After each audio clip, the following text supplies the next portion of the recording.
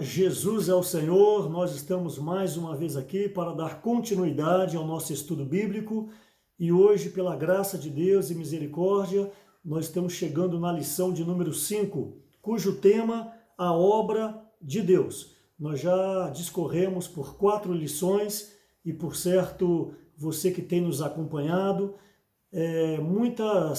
muitos princípios foram passados e, por certo, recebidos por vocês, onde nós, então, por meio desses princípios da Bíblia, por meio desse encargo que nós temos compartilhado, mais frescor da vida tem ardido no seu coração com respeito a se consagrar ao serviço sagrado ao Senhor. Servir ao Senhor é um privilégio, servir ao Senhor é uma necessidade de todo cristão. Todos aqueles que foram lavados e regenerados pelo sangue do Cordeiro, necessariamente precisa arder no seu coração esse desejo de servir na obra de Deus. E hoje, nessa lição 5, nós vamos ver a questão da harmonia, da correlação que há entre os apóstolos, os presbíteros e também sobre as igrejas nas cidades. Então, nós vamos discorrer um pouco como que tramita essa questão para que possa então ser gerada a obra de Deus. Esse título, esse tema, a obra de Deus, ela se refere à execução do plano eterno de Deus, do encargo que está no coração de Deus, desde mesmo antes da fundação do mundo. Então, a essa execução nesta terra, dá-se o nome de obra de Deus. E para executar essa obra, nós vamos ver durante a lição de hoje, a grande importância, a essencial necessidade dos apóstolos, dos presbíteros e das igrejas para que eles possam andar em harmonia, em perfeita harmonia, e assim a obra ela será feita e aceita por Deus. Também vamos ver em alguns pontos que não basta fazer a obra de Deus. A obra de Deus ela precisa ser aceita por Deus, por isso que necessariamente a base de tudo é a comunicação com o Espírito, é a total dependência de ouvir o falar do Senhor. Assim como para Noé edificar a arca, para Moisés construir o tabernáculo, a palavra é muito clara no livro de Gênesis e também no livro de Êxodo, que tanto Noé quanto Moisés, eles fizeram exatamente como o Senhor lhe havia ordenado. Então, semelhantemente, no Novo Testamento, essa arca, esse tabernáculo, nós podemos aplicar à edificação da igreja. Portanto, tão somente todas as nossas ações na igreja precisam estar debaixo da orientação de Deus, da orientação do Espírito. No entanto, Deus age por meio da sua autoridade representativa, que é o homem. Desde o início da criação, nós vemos que sempre vai haver um homem, sempre vai haver um profeta, sempre vai haver um apóstolo, onde Deus se mostra para eles, onde Deus se revela para eles, e eles então trazem até a igreja a necessidade de Deus e o encargo de Deus. Por isso também que o livro de Apocalipse, o Espírito Santo revelou para João, e João então na época trouxe para as pessoas, tanto verbalmente, quanto por meio das suas epístolas, como 1º, 2º e 3º João, o próprio livro de Apocalipse e também o Evangelho de João. Então, vamos ficar bastante atentos hoje, que com respeito à obra de Deus nós não podemos errar. Nós não podemos ser encontrados fazendo coisas para o Senhor sem a presença do Senhor. Vimos em lições anteriores que Caim, ele ofereceu, humanamente falando, uma excelente oferta para Deus. Só que Deus não aceitou a oferta de Caim, que no caso aqui, aplicando, não aceitou a obra de Caim. Por quê? Porque ela foi feita numa base errada. Para servir a Deus, a base tem que ser o Espírito. E para nós usarmos essa base, nós precisamos ser pessoas espirituais. Não podemos ser pessoas carnais, não podemos ser pessoas anímicas, que quer dizer viver na vaidade dos pensamentos, não podemos ser uma pessoa cheia de orgulho, cheia de ambição, porque toda a nossa obra ela será madeira, feno e palha. Então, para essa lição de hoje, nós vamos usar como base, obviamente, este livro, Os Fundamentos da Liderança Cristã, lição 5, a obra de Deus. O princípio fundamental para qualquer obra, em especial a obra espiritual, necessita do fluir da vida. Para você servir na igreja, para você cooperar com as coisas de Deus nessa terra, necessariamente nós precisamos ter vida. Se não tem vida, não tem como Deus aceitar a nossa obra. A obra de Deus hoje, no Novo Testamento, é a igreja. No Antigo Testamento, Deus teve várias etapas, como por exemplo no próprio início de tudo, Adão e Eva, Deus comissionou a eles o cuidado do jardim, eles deveriam cultivar e guardar o jardim, e depois foi tendo uma progressiva, desde Abrão, quando foi chamado em Gênesis capítulo 12, mais propriamente dito ali no capítulo 12, porque desde o finalzinho do capítulo 11 já havia ali um indício do chamado de Deus junto a Abraão. Então em Abraão ele edifica uma tenda, um altar, melhor dizendo, ele edifica um altar onde ele invocava o nome do Senhor. Depois na progressiva veio o tabernáculo, depois veio o templo construído por Salomão, e depois então chega o Novo Testamento, essa era neotestamentária. Deus então ele vem para estabelecer a sua igreja como a sua casa. Por isso que em Mateus 16 ele fala que ele mesmo edificaria a sua igreja. Tu és Pedro, e sobre essa rocha edificarei a minha igreja, e as portas do inferno não prevalecerão contra elas. Então a igreja hoje, vimos também em lições anteriores, é a casa de Deus, e é o que está revelado em 1 Timóteo capítulo 3, versículo 15. Então qual é o empreendimento de Deus hoje? O empreendimento de Deus hoje é a sua igreja. A igreja é o que está no coração de Deus antes que chegue o milênio, antes que seja iniciada a era do reino.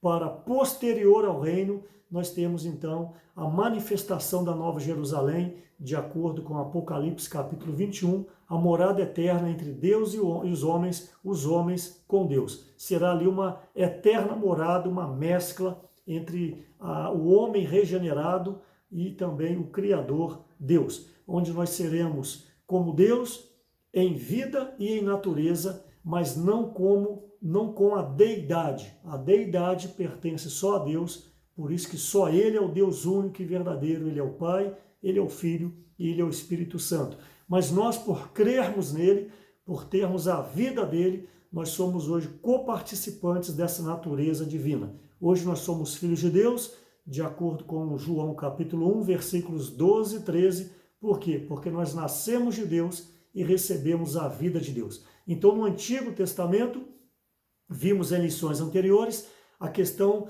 da travessia do povo judeu junto ao Mar Vermelho, depois o período que eles passaram no deserto. Tudo ali fazia parte deste plano eterno de Deus, culminando então no Novo Testamento, a vinda de Jesus, o homem-Deus, nascido de Maria, o homem perfeito, o homem sem pecado, que foi à cruz por nós, derramando o seu sangue, e hoje se tornando o Espírito que dá vida, o qual nós fazemos então parte por termos a mesma vida. Então, para levar a cabo a obra de Deus no Novo Testamento, nós precisamos estar bem conscientes do que seja esse serviço junto à igreja do Senhor. A igreja, ela é a casa de Deus, como eu disse há pouco, ela também é o corpo de Cristo.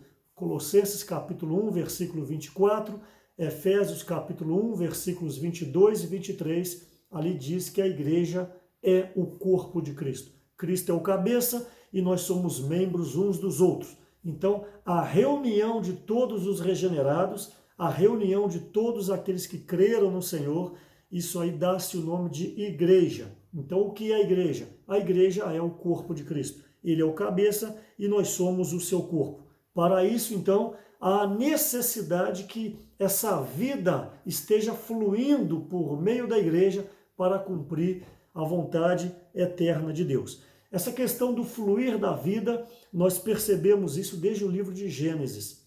Quando Deus ali começou a recriação da terra, vimos também lições anteriores, por causa do julgamento de Lúcifer, se tornando Satanás, o diabo, essa terra então se tornou um caos, onde Deus veio e restaurou essa terra, dando início ali o primeiro dia da criação. Já houve luz, porque nós sabemos que sem luz não há vida. Onde tem luz, tem vida. Então, a partir do primeiro dia, foi gerada ali uma luz geral, onde serviria de fundamento para o início da criação. E depois, então, o segundo dia, o terceiro dia, o quarto dia, o quinto e o sexto dia, até chegar à vida mais elevada, que é a vida humana. Anteriormente, foram criadas as relvas, as árvores frutíferas, os animais, até chegar então na criação do homem, que o homem ele é então diante de Deus a sua obra-prima, porque ele foi feito à imagem e à semelhança de Deus. Então essa vida elevada, ela foi possível por causa da luz, e onde há luz há vida, onde diz o Salmo 36, versículo 9, na tua luz vemos a luz. Então, essa questão de desenvolvimento da vida, ela é a necessidade nossa hoje também para levar a cabo essa edificação da igreja e assim nós cooperarmos com o propósito eterno de Deus.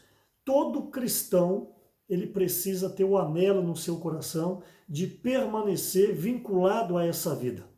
Porque sem vida não há edificação.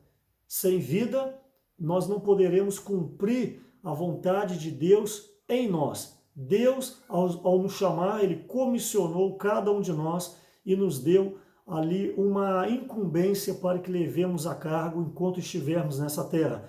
Por isso que o apóstolo Paulo, ele é bem pontual, ali na sua segunda epístola, capítulo 5, versículo 10, ele diz que importa que todos nós compareçamos perante o tribunal de Cristo para sermos julgados pelo bem ou mal que fizemos no corpo.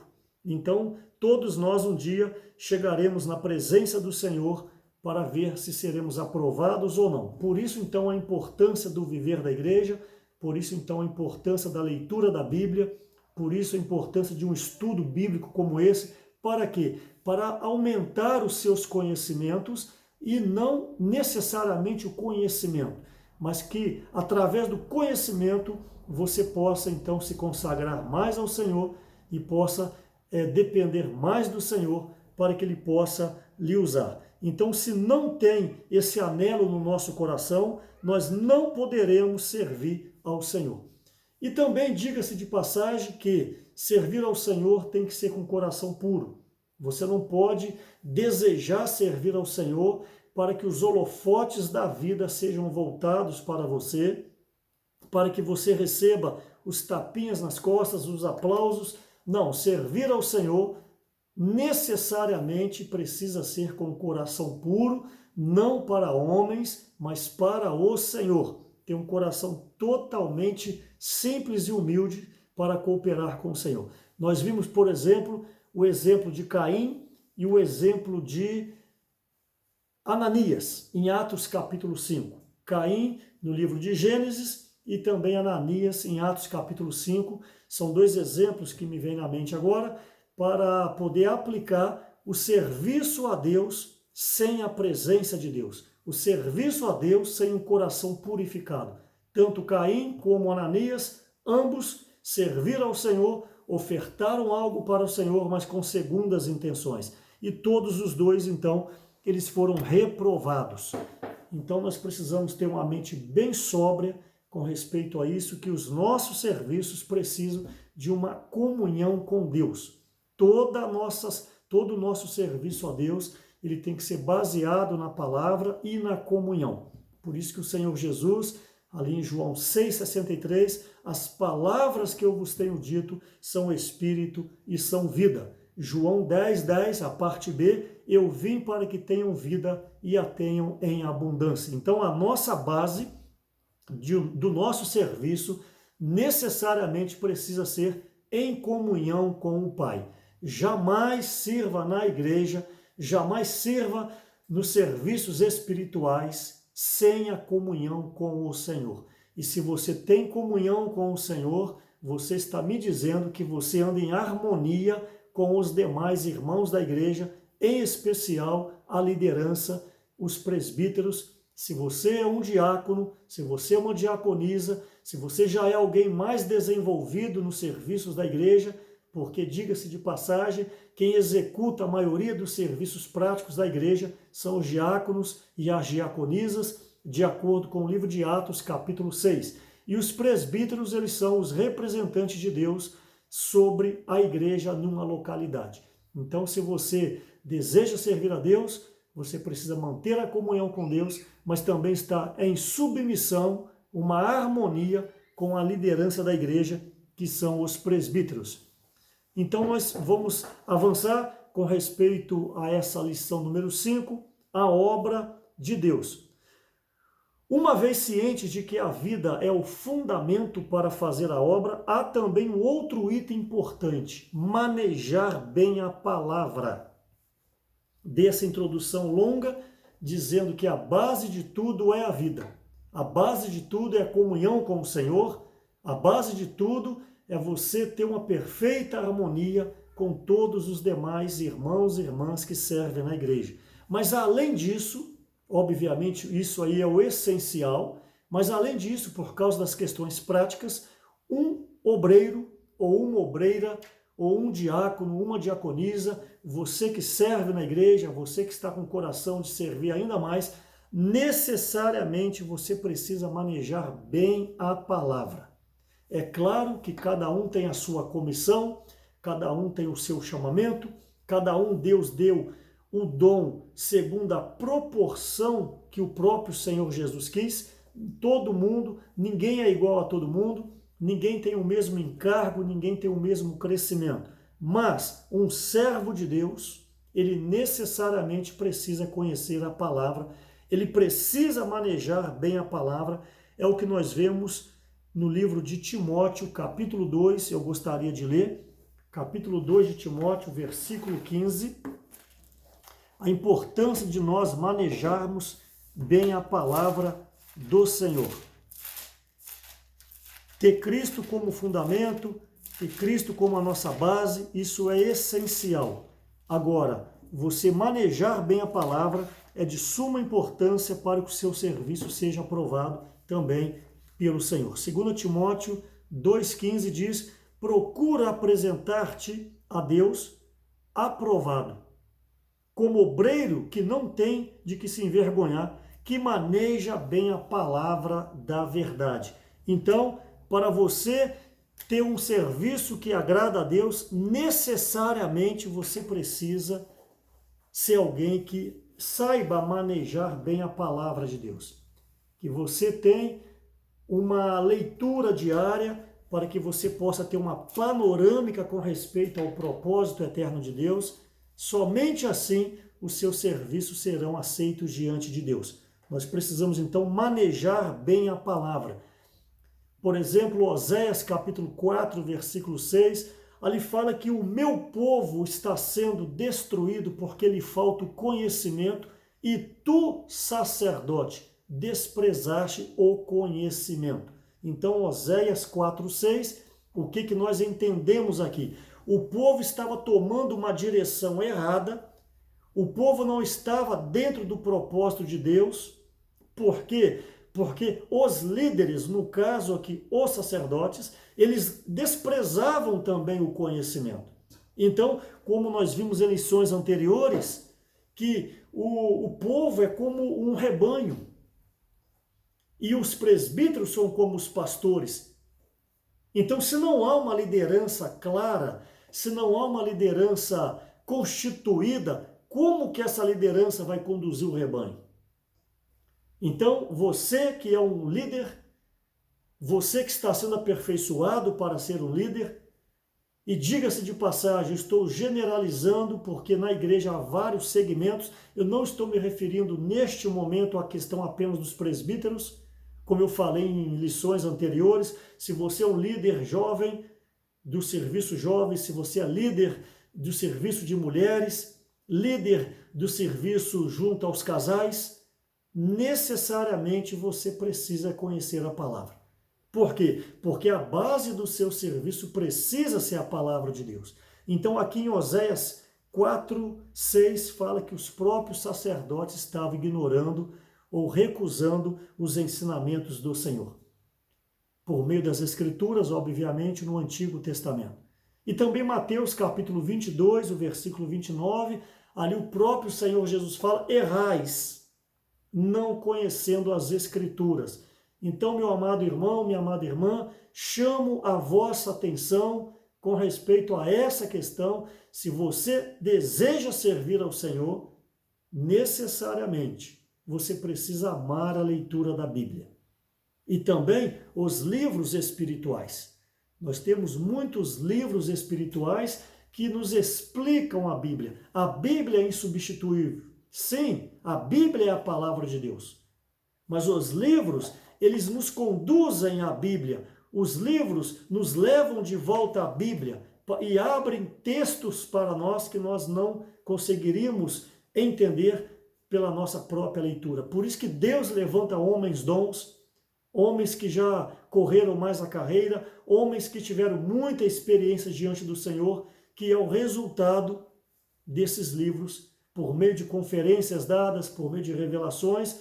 Então, esse grande acervo que a editora Árvore da Vida ela produz há muitos e muitos anos, é uma editora muito responsável com o lançamento dos livros. Toda a porção que está no livro está baseado nos versículos da Bíblia, para dar segurança, para dar fundamentação. Então, um líder, ele precisa manejar bem a palavra do Senhor. Não podemos, então, errar de acordo com Mateus 22, 29, não conhecendo as Escrituras. Um líder, um obreiro, não pode relaxar com respeito a essas questões. Então, você não pode relaxar. Vimos na lição anterior que um líder, ele tem que estar disposto a sofrer. Um líder é o primeiro que chega e o último que sai. O líder é aquele que elabora mais do que os demais.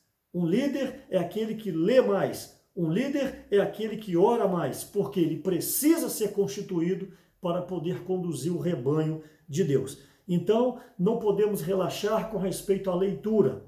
Nós vemos isso, por exemplo, em Daniel capítulo 9, versículo 2, onde Daniel entendeu pelos livros que o tempo de cativeiro de 70 anos na Babilônia havia chegado. Se Daniel não tivesse lido, ele não teria entendido e ele não teria então alertado o povo para que já havia passado os 70 anos do cativeiro junto à Babilônia. E também temos Apocalipse capítulo 1, versículo 3, onde diz: bem-aventurados que leem. Então, se você deseja ser um bem-aventurado, você precisa ser alguém que lê.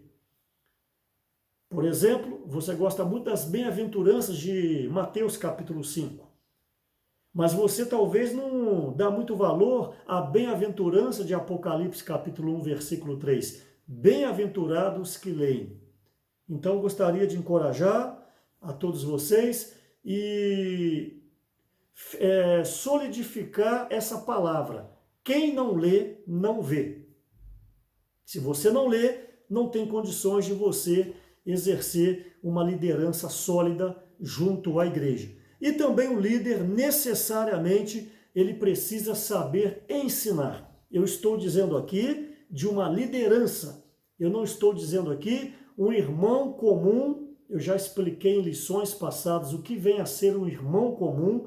Eu não estou aqui sugerindo que haja hierarquia na igreja ou classes na igreja que separam os membros do corpo de Cristo. Eu estou aqui deixando bem claro com respeito às funções. Mas um líder, ele precisa ser alguém que saiba ensinar, em especial sobre o plano eterno de Deus. Um líder precisa passar para os liderados, por exemplo, qual é o conteúdo da fé cristã. Quando nós falamos de fé, mas o que vem a ser essa fé? Então, a questão do ensinamento, Paulo deixa isso claro quando ele fala sobre os presbíteros e diáconos, em 1 Timóteo capítulo 3, versículo 2, que tem que ser apto para ensinar.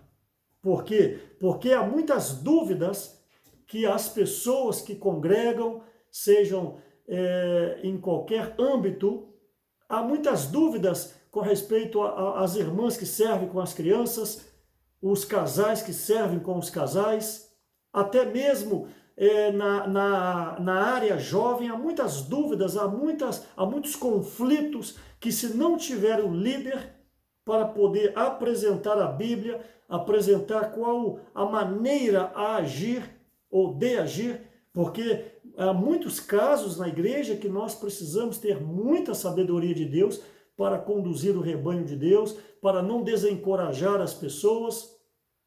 Quantas pessoas que necessitam de uma palavra amiga, quantas pessoas que por infelicidade caíram em pecados grosseiros, pecados mundanos, quantas pessoas injustiçadas. Então elas vêm até nós, porque nós somos líderes, elas vêm buscando uma palavra de consolo para que possa renovar a sua fé, fortalecer os seus joelhos trôpegos e as suas mãos descaídas para prosseguir nessa caminhada. Então, se falta da parte do líder essa direção adequada, se falta da parte do líder uma constituição adequada, nós poderemos fazer o rebanho de Deus tropeçar, como nós vimos, como foi citado em Oséias 4:6. O povo estava sendo destruído porque faltava o conhecimento, porque os próprios líderes, os sacerdotes, não tinham esse conhecimento. Então nós devemos saber ensinar, por exemplo, 5 pontos importantíssimos na igreja. Falar que Deus é um, mas apresenta em 3 pessoas, que Deus é triuno, Ele é o Pai, Ele é o Filho, Ele é o Espírito Santo. Isso está claro em toda a Bíblia, Gênesis 1:26, João capítulo 10, versículo 30, João capítulo 14, versículos 6 a 11. Toda a Bíblia aponta a Trindade, que Deus é um e apresenta-se na pessoa, em 3 pessoas, o Pai, o Filho e o Espírito Santo. Você, como líder, primeiramente, obviamente, precisa ter essa clareza e também precisa ter uma constituição para passar para os irmãos. E também o segundo item que você tem que estar apto para ensinar, Cristo como a encarnação de Deus.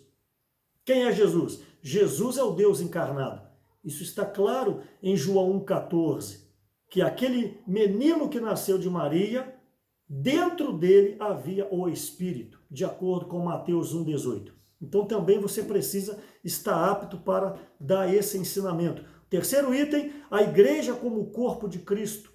É o que foi falado no início, Colossenses 1,24, Efésios 1:22 e 23. Outro item, o reino milenar como governo divino na próxima era. Apocalipse capítulo 20, versículos de 2 a 7, mostra que pós-igreja, pós-era da graça, inicia-se o período do reino milenar. Obviamente, o nome já diz, 1000 anos, que são as bodas do Cordeiro, onde os vencedores estarão com Cristo Jesus. Pós-igreja, há o reino e depois do reino, a Nova Jerusalém.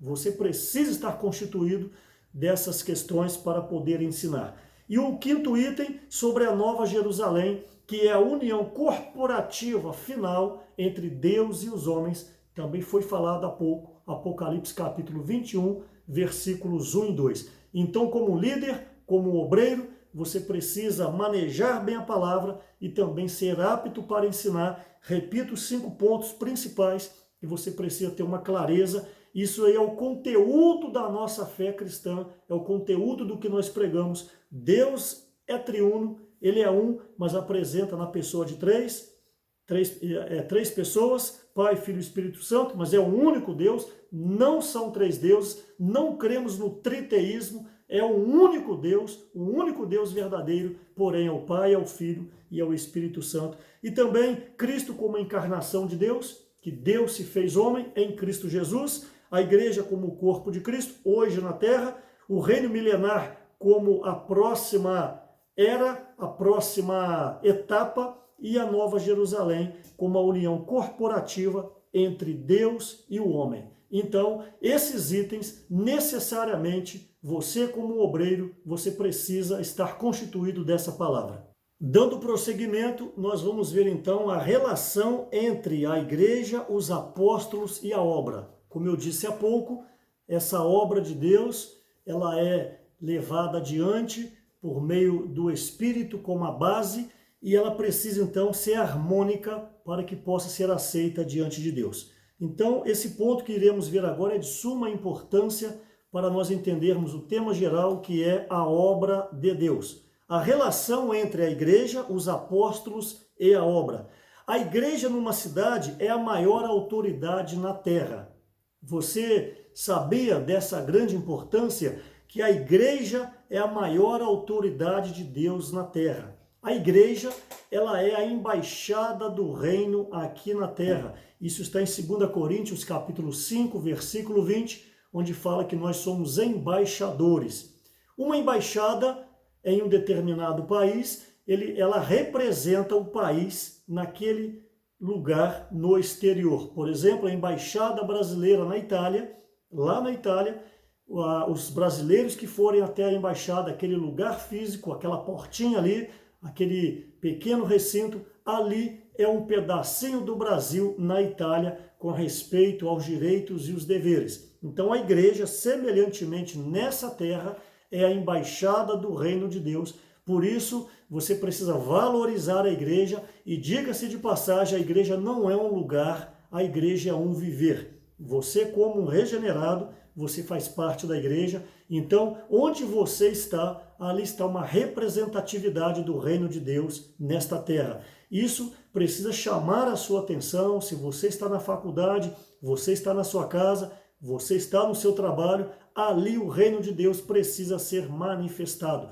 Então vejam bem que não é uma questão de você precisar estar em um templo, estar em um local de reunião da igreja, estar em um lugar considerado como santo. Onde quer que você esteja, você é um embaixador ou uma embaixadora de Deus aqui na terra. Então a igreja é a autoridade máxima aqui na terra aos olhos de Deus. Não é o prefeito, não é o governador.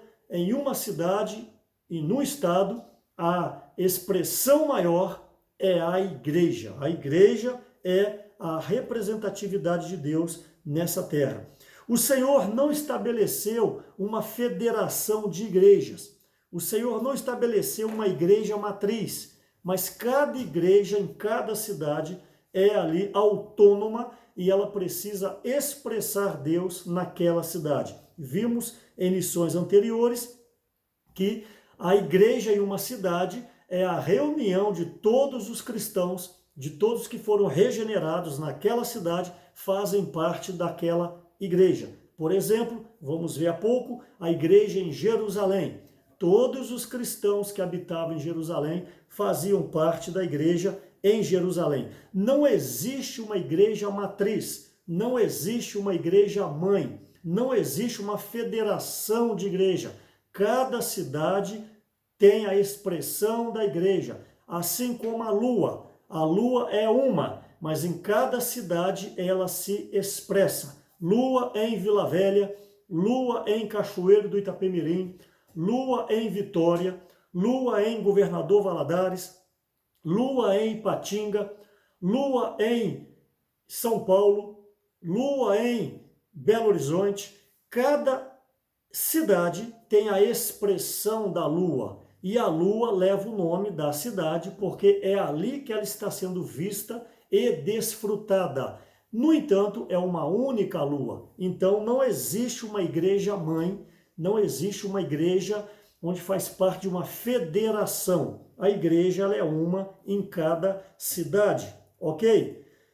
Cada igreja é a unidade de si mesmo, é uma unidade em si mesmo e não há nenhuma autoridade sobre a igreja a não ser o próprio Senhor Jesus. Então, como eu disse agora, não existe uma igreja que domina outras igrejas. Cada igreja ela é autônoma na sua liderança, ela é autônoma no desenvolvimento da sua prática e quem está sobre ela é apenas o Senhor Jesus.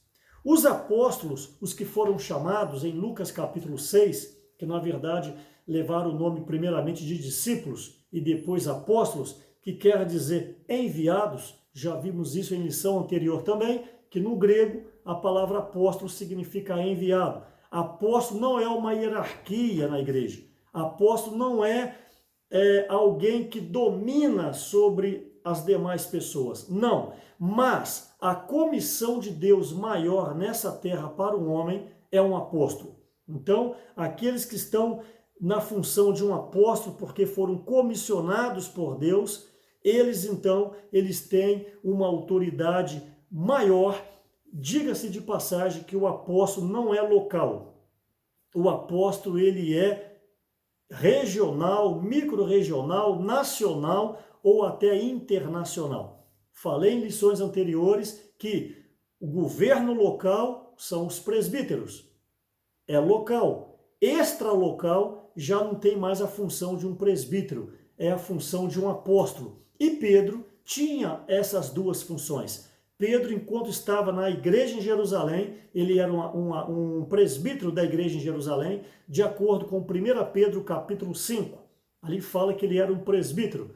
E quando ele saía para fazer a obra extralocal, ele então estaria na função de um apóstolo. Mas era a mesma pessoa, Pedro presbítero e Pedro apóstolo. Então, os apóstolos foram chamados em Lucas capítulo 6, versículos 12 e 13, primeiramente com o nome de discípulo, e depois foram comissionados por Deus, entre outras passagens, Mateus capítulo 28, versículo 18, onde o Senhor falou até o versículo 20, ide. Então, o apóstolo é um enviado. Quando Deus envia, esta pessoa, então, está na qualidade de um apóstolo. Além dos 12, nós vimos depois, por exemplo, Atos capítulo 13, Atos capítulo 14, Paulo e Barnabé. Também eles estavam na função de um apóstolo, porque eles saíram da igreja de Antioquia para a obra do ministério, onde então o próprio Paulo teve pelo menos 3 viagens missionárias. Então, a igreja, ela é uma em cada cidade. Presbítero é o governo da igreja, o governo maior são os presbíteros, e os apóstolos são aqueles comissionados para levantar a igreja, para poder zelar para o crescimento das igrejas em uma micro-região, região nacional ou até mesmo internacional. Então, igreja, presbíteros e apóstolos, eles precisam ter uma harmonia, daí a necessidade de ter uma visão totalmente clara. Para quê? Para que essa obra de Deus, que é o tema dessa lição 5, ela possa fluir harmonicamente. Então, o reino de Deus ser estabelecido mais breve e depois a Nova Jerusalém, como nós vimos há pouco. Então, a obra de Deus, para ser levada, ela precisa dessa harmonia. As igrejas, elas são estabelecidas em várias cidades. Em uma cidade onde prega-se o evangelho e as pessoas se convertem, as pessoas recebem o Senhor Jesus, ali deu início a igreja naquela cidade. Como eu disse há pouco, igreja em Jerusalém, Atos capítulo 8, igreja em Antioquia, Atos capítulo 13, e por aí vai, igreja em Mileto, é no livro de Atos capítulo 20, igreja em Corinto, 1 Coríntios capítulo 1, e também se você olhar Apocalipse capítulo 1, versículos 4 e 11, ali o Espírito Santo revela para João e fala assim: João, o que você vê, ou seja, o que vês, escreve em livro e manda às 7 igrejas. Preste atenção, Apocalipse. João, o que você está vendo, escreve em livro e envia às 7 igrejas. Olha o nome das igrejas: Éfeso, Esmirna, Sardes, Pérgamo, Filadélfia, Laodiceia, esqueci de uma, Sardes. Vamos olhar aqui. Apocalipse capítulo 1, esqueci de uma, nós vamos olhar aqui agora. Versículo 11. Dizendo: o que vês, escreve em livro e manda às 7 igrejas: Éfeso, Esmirna, Pérgamo, Tiatira, esqueci da Tiatira, Sardes, Filadélfia e Laodiceia. Vou repetir. João, o que você vê na gramática, o que vês, né? O que você está vendo, escreve em livro e envia a 7 igrejas. Vai dar o nome: Éfeso, Esmirna, Tiatira, Sardes, Pérgamo, Filadélfia e Laodiceia. O que são esses 7 nomes? São 7 cidades da Ásia.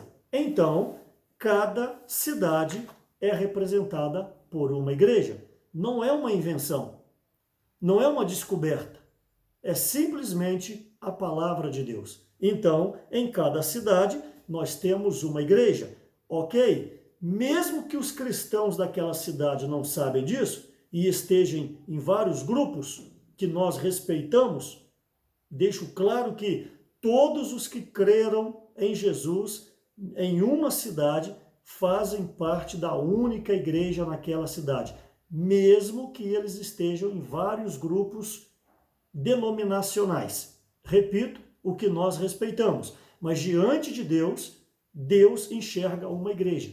Todos os cristãos naquela cidade fazem parte da única igreja naquela cidade. Ok, as igrejas levantadas pelos apóstolos, porque a função de um apóstolo era sair e levantar as igrejas, essas igrejas levantadas, elas têm uma administração própria, é o que eu falei há pouco. Não existe uma federação de igrejas, não existe uma igreja matriz, não existe uma igreja mãe. Cada igreja que era levantada tinha ali a sua administração, isso está muito claro na Bíblia. A primeira igreja fundada, ou gerada, melhor dizendo, pelo Espírito, foi em Atos capítulo 2, na descida do Espírito Santo, no dia de Pentecostes.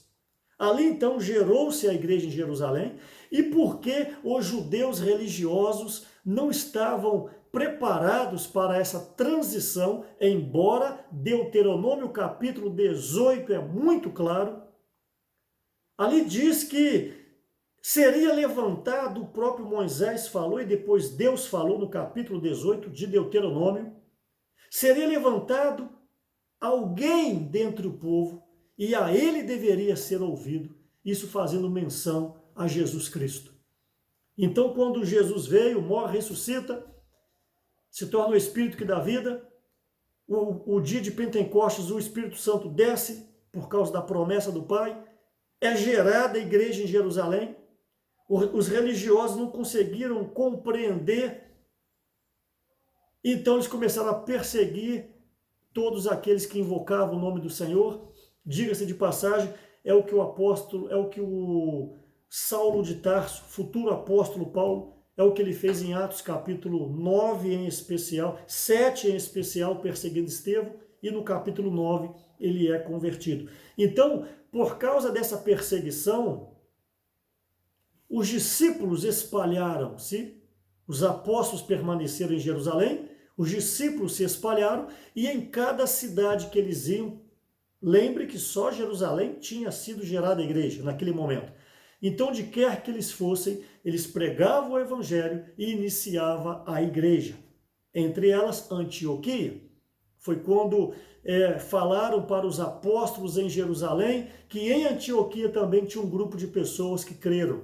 Então, os presbíteros enviaram Barnabé, que era um diácono de Jerusalém, da igreja, para verificar, e lá Barnabé viu que de fato eles tinham se convertidos. Então, Barnabé, ele fica por lá mesmo, aí tem toda a história, eu não vou detalhar agora, ele vai até Tarso, em Atos capítulo 11, e ali encontra novamente Paulo, que estava em Tarso, e leva para Antioquia, e lá inicia a igreja em Antioquia. O que eu quero deixar claro é que em Antioquia era uma outra administração, então cada igreja na sua cidade tem a sua administração.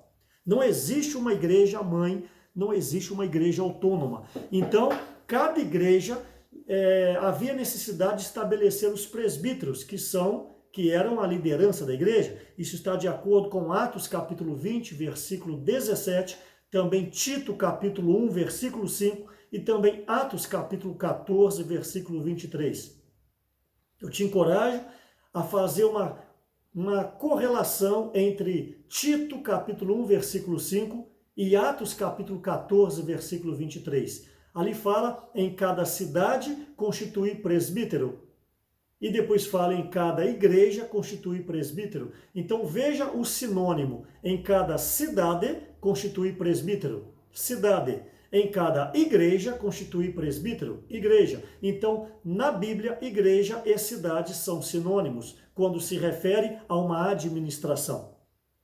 Então, em cada igreja era necessário estabelecer os presbíteros. E paralelamente, então, à igreja na localidade, aos presbíteros que são o governo dessa igreja e aos apóstolos que são os enviados que levantam igrejas, e eles têm uma ação extralocal, eles têm uma ação, como eu disse já, micro-regional, regional, nacional ou internacional. Os presbíteros é só uma ação local, não existe um presbítero regional, existe um presbítero local, é o que a Bíblia mostra, mas os apóstolos são regionais, nacionais, extralocal. Então, paralelamente à igreja, ao governo do presbítero, há uma movimentação de obreiros e apóstolos e cooperadores entre as igrejas por meio da pregação do evangelho. A isso nós damos o nome de obra. Então, o que é obra? Que é o tema de hoje.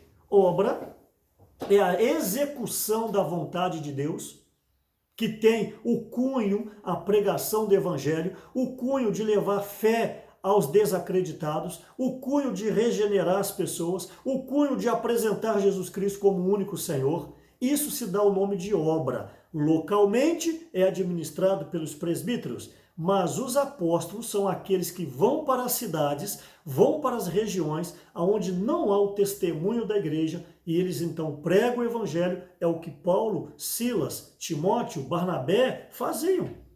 Iam para as praças, pregavam o evangelho, é isso que eles faziam. A esse movimento nós damos o nome de obra. O que é obra? Repetindo, é a execução do plano de Deus nesta terra. Então, a obra de Deus é a explanação do evangelho de Deus a toda a terra habitada, cumprindo assim Mateus capítulo 24, versículo 14.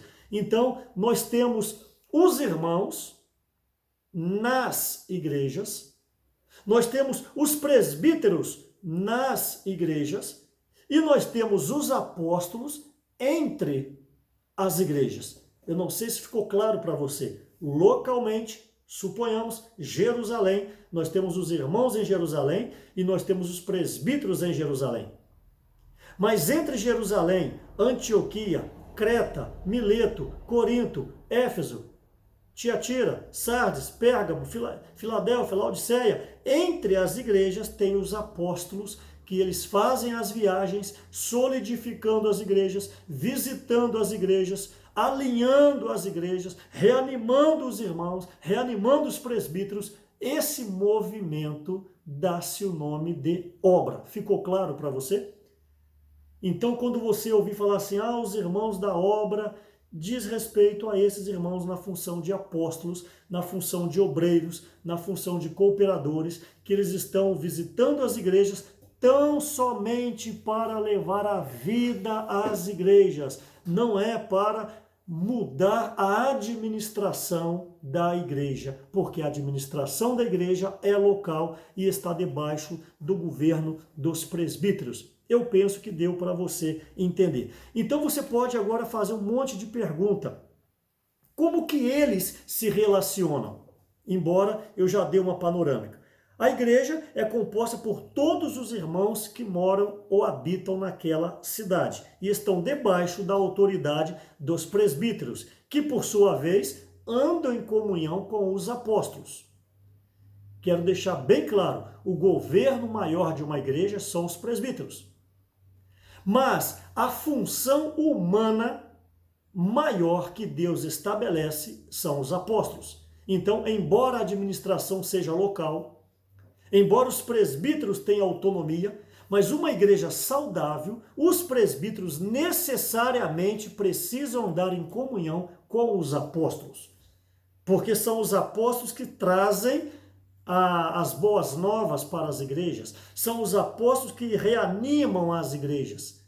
Então eu espero que também você entenda este ponto. A autoridade dos apóstolos espiritual, não na movimentação de decisões internas, que cabe aos presbíteros, mas a autoridade maior são dos apóstolos. E uma igreja normal anda sempre em comunhão com os apóstolos. E os presbíteros não são escolhidos pelos irmãos da igreja.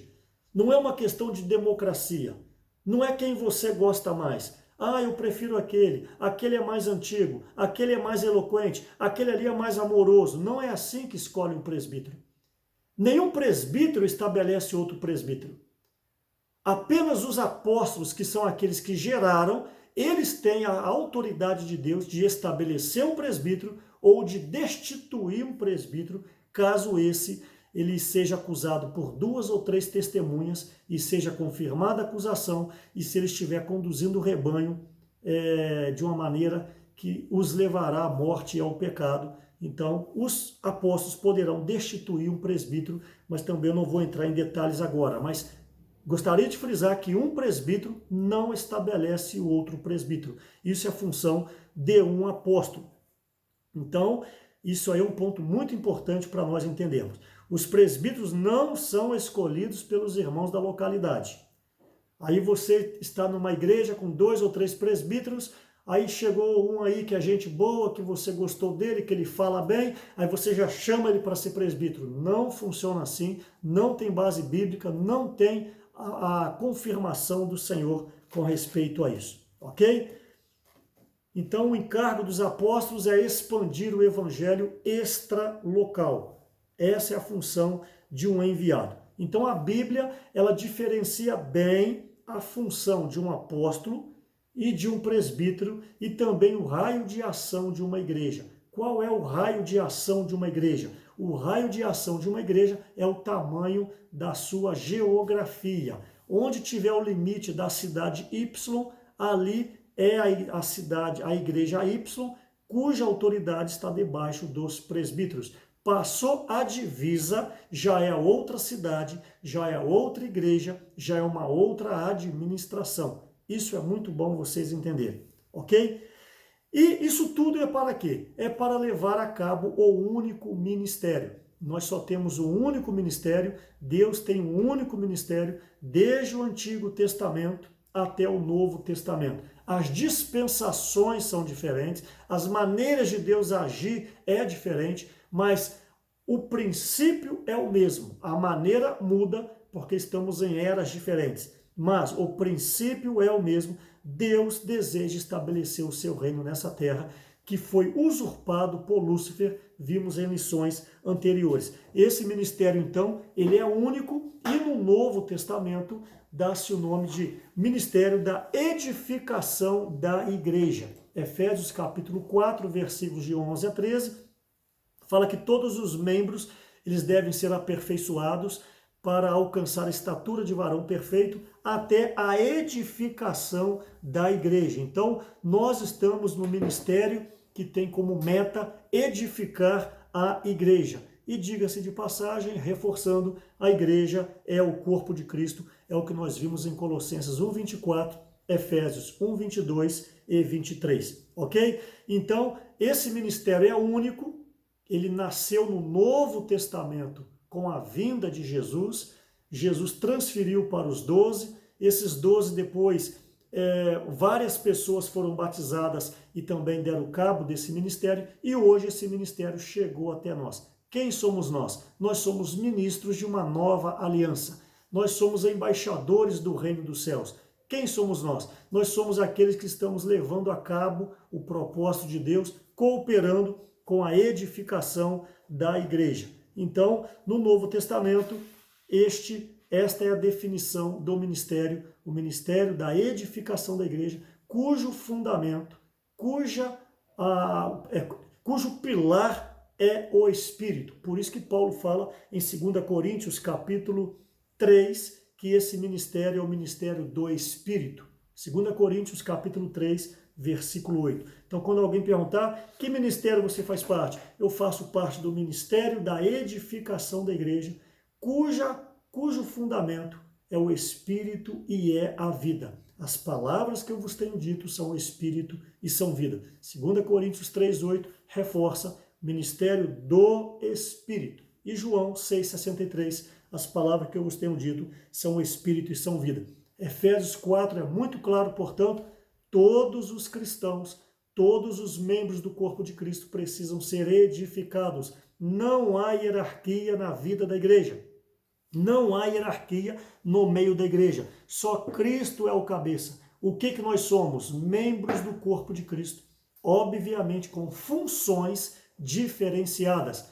Coríntios 12 fala, a uns foi dado como apóstolos, profetas, evangelistas e etc. Cada um tem a sua função no corpo de Cristo. Você sabe qual é a sua função no corpo de Cristo? Você precisa então descobrir por meio da comunhão íntima com o Senhor. E para cumprir esse ministério, nós precisamos de 3 itens: visão, missão e valores. Você só leva adiante uma incumbência se você tiver a clareza da visão. Todo negócio, para ser bem sucedido, precisa desses 3 pilares: visão, missão e valores. Visão é onde queremos chegar. Onde você deseja chegar? Vimos hoje, nós desejamos chegar no reino. Hebreus 2:5, Apocalipse 11:15, o destino final nosso é o reino de Deus. Então, qual é a nossa visão? Estamos vivendo hoje para chegar no reino de Deus. Qual é a nossa missão? A nossa missão, o que devemos fazer para alcançar a visão? Nós devemos, então, pregar o evangelho do reino. Mateus 24:14. A visão é chegar no reino. A missão é pregar o evangelho do reino para que nós possamos ter, então, a entrada no reino de Deus. Então, esses 2 itens, eles são de suma importância para chegarmos ao terceiro, que é a questão dos valores. O que são os valores? São os nossos pontos de referência. Você, como um ser humano, você precisa dar um bom testemunho, você precisa andar corretamente, você precisa ser bastante ético, você precisa ser bastante moral, você precisa ter boa reputação, porque quando você junta a visão que há um reino para ser tomado, quando você junta a missão que é pregar o evangelho do reino, e quando você é uma pessoa de boa reputação, não tem errata, Deus irá aprovar o seu serviço, Deus irá aprovar a sua liderança na igreja. Por isso, então, que eu encorajo vocês a terem bastante fundamentação nessa palavra de hoje. A obra de Deus é cumprir a sua vontade, é estabelecer o seu reino, é destronar Satanás. Por isso precisa de homens. E esses homens são os apóstolos, são os presbíteros, que agem por meio da igreja. Uma cidade, uma igreja. O governo dessa igreja, os presbíteros.